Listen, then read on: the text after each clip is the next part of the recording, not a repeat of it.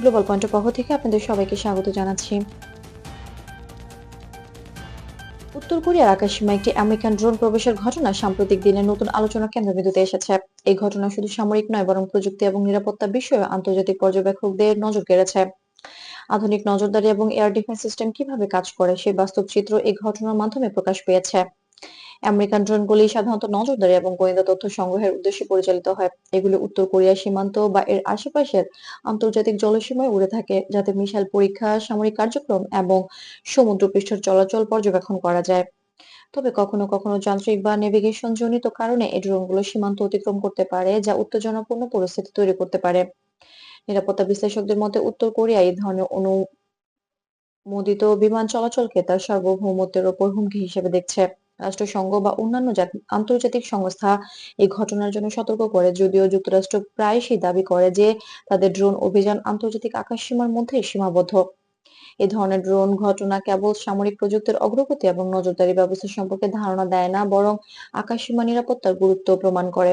আধুনিক নজরদারি ড্রোন যেমন MQ-9 রিপেয়ার বা RQ-4 গ্লোবাল ওয়ার্ক অত্যাধুনিক সেন্সর ও ক্যামেরার মাধ্যমে দূর থেকে তথ্য সংগ্রহ করে থাকে। এ প্রযুক্তি ব্যবহার করে দেশগুলো তাদের সীমান্তে নিরাপত্তা এবং সামরিক সক্ষমতা মূল্যায়ন করে।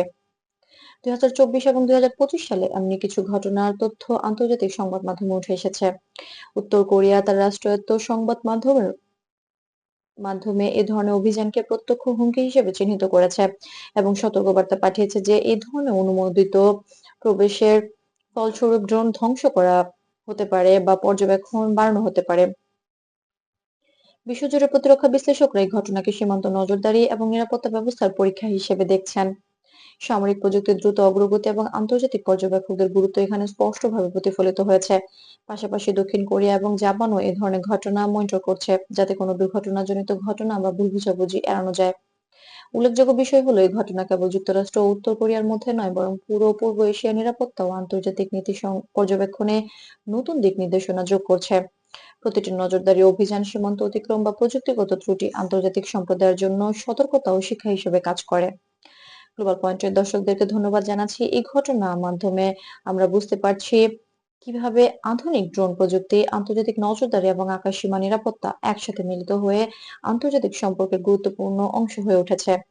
সামরিক ক্ষমতা, প্রযুক্তিগত অগ্রগতি এবং আন্তর্জাতিক নিয়ম কানুন এগুলোই তৈরি করছে এক নতুন নিরাপত্তা পরিসর।